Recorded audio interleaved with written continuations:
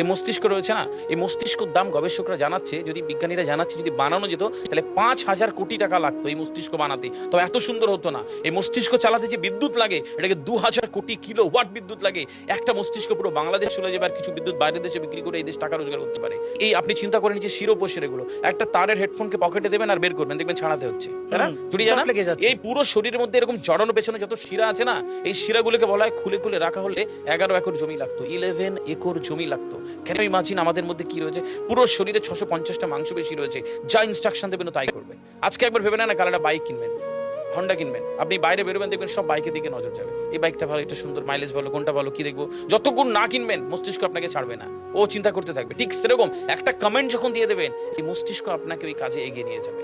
পৃথিবীতে মানুষ না বেসিক নিডস গুলো ফ্রি পেয়ে গেছে। ভাবুন তো একবার, পৃথিবীর সবচেয়ে লাক্সারিয়াস ড্রিঙ্কের নাম জানেন? পৃথিবীর সবচেয়ে লাক্সারিয়াস ড্রিঙ্কের নাম হচ্ছে পানি। পানি, জল। যদি 5,000 টাকা লিটার কিনতে হতো তাহলে মানব জাতি কয়দিন বাঁচত? ফাইন। তো পৃথিবীর পানিকে ফ্রি করে দেওয়া হয়েছে। অক্সিজেন, একটি গবেষণা জানায় সারাদিনে একটা মানুষ যত অক্সিজেন নেয়, এটি টাকা দিয়ে কিনতে হতো তাহলে 3.5 লক্ষ টাকা লাগতো একদিনের। শুধু রাত হয় বলে আপনাকে কত টাকা ইলেকট্রিসিটি বিল দিতে হয়, তাই না? ফ্রি পেয়েছি। আমরা সারাদিনে যতবার অক্সিজেন নিই, শ্বাসটা নিই, 17,609 থেকে 23,608 বার। এই যার একবার দমের কষ্ট সে জানে একবার শ্বাস নিতে কত। তাহলে বেসিক নিডস গুলো তো ফ্রি, আর বাকি জিনিস আল্লাহ সুবহানাহু ওয়া তাআলা দিয়ে দিয়েছে। আপনার আমার জন্মের সময় সব দিয়েছে, একটা উইল পাওয়ার ঢুকিয়ে দিয়েছে, যেটাকে বাংলা ইচ্ছা শক্তি বলে। এই ইচ্ছা শক্তির বলে আপনি এখান থেকে বেরিয়ে কালো বলে চুরি ধরতে পারেন, আবার অভুক্ত মানুষকে একবেলা খাওয়াতে পারেন। এই দুটোর জন্য আপনার বিচার হবে আর আপনার জীবন একদিকে যাবে। বুঝতে হবে, ফিল করতে হয় কেন দেওয়া হয়েছে। আমরা বেশিরভাগ মানুষ দেখবেন নামাজে দাঁড়ানোর সময় যে কোনো একটা ঘেমো গন্ধওয়ালা পোশাক করে নামাজে দাঁড়ায়। বিয়ে বাড়ি যাচ্ছিস হেভি ফিটফাট করে, কখনো এটা ভেবে নামাজে দাঁড়ায়নি যে আল্লাহ সুবহানাহু ওয়া তাআলার সামনে দাঁড়াচ্ছি, যিনি আমাকে সৃষ্টি করেছেন, আমার রবের সামনে দাঁড়াচ্ছি। এই ফিলটা হয় না।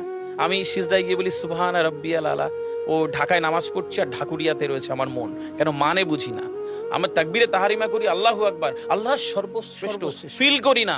যখনই না ফিল করবেন তখন অনুভূতি আসবে না। সূরা জুমার আয়াত নাম্বার 9, খুব সম্ভবত আল্লাহ সুবহানাহু ওয়া তাআলা কোরআনে বলছে যে জানে আর সে জানে না, দুটো ব্যক্তি এক হতে পারে না।